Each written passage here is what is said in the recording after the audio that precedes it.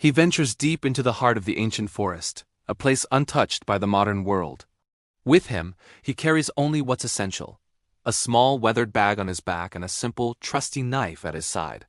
A profound silence envelops him, broken only by the gentle whisper of the wind through the towering canopy above. Sunlight dapples the forest floor, painting shifting patterns of light and shadow.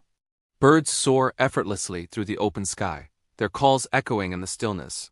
He pauses, his gaze sweeping across the landscape. This is the place. There's no rush, no anxiety, just a calm and deliberate focus. His journey of creation begins now. His first act is one of connection. He explores his new surroundings, not as an intruder, but as a student. He runs his fingers through the rich, dark soil, feeling the life within it. He closes his eyes, listening intently to the symphony of nature, the distant rustle of an unseen creature, the hum of insects, the subtle creak of ancient trees. A small, crystal-clear stream meanders nearby, its water murmuring over smooth stones. He kneels at its edge, cups the cool water in his hands, and drinks. It's a taste of pure life, a confirmation that this land will provide. Everything he needs is right here. With the chosen spot, the real work begins. He clears a small patch of ground, his movements patient and methodical.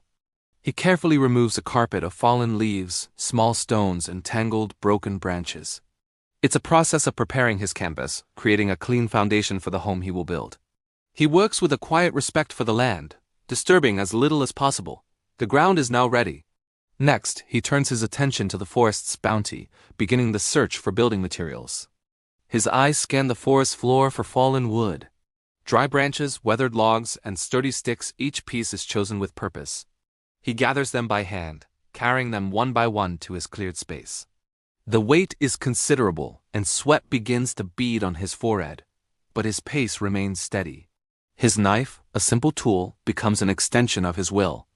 He uses it to skillfully cut thick, flexible vines from the trees, which will serve as his natural cordage. He trims branches, shaping them for his structure. Every cut is precise, every movement economical and quiet, a dance of purpose that respects the tranquil sanctuary around him. The forest seems to watch, undisturbed by his labor. He lays the heaviest logs on the ground, creating a solid, square base.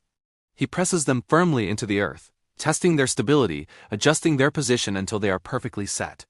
This is the cornerstone of his new home, the anchor that will hold it firm against the elements. Slowly, methodically, the shelter starts to take shape. He stacks more wood, interlocking the pieces, creating a framework. The vines he gathered are used to lash the logs together, their natural strength binding the structure into a cohesive whole. What was once an empty patch of ground is now transforming, the outline of a primitive dwelling emerging from the forest floor. He works without pause, his body a well-oiled machine of lifting, tying, and securing. The walls rise steadily, each log adding to the promise of protection and security. He runs his hands over every joint, every corner, checking for weakness, ensuring his handiwork is strong enough to withstand the wind and the rain. A look of focused determination is etched on his face, but beneath it lies a deep sense of peace. For the roof, he gathers large, broad leaves and pliable branches. He weaves them together, layering them carefully to create a thick, waterproof thatch. He works from the bottom up, overlapping each layer to ensure that rainwater will be channeled away. The shelter begins to blend seamlessly into its environment, its organic form almost invisible to an untrained eye. As if on cue, a light rain begins to fall, pattering softly on the leaves above. He stands inside his newly completed structure, watching the raindrops slide harmlessly off the roof. It holds, a quiet smile touches his lips. As daylight begins to fade, casting long shadows through the trees, he prepares for the night. He gathers a small bundle of the driest twigs and tinder he can find. With practiced hands, he uses a bow drill, rubbing the sticks together with patient friction.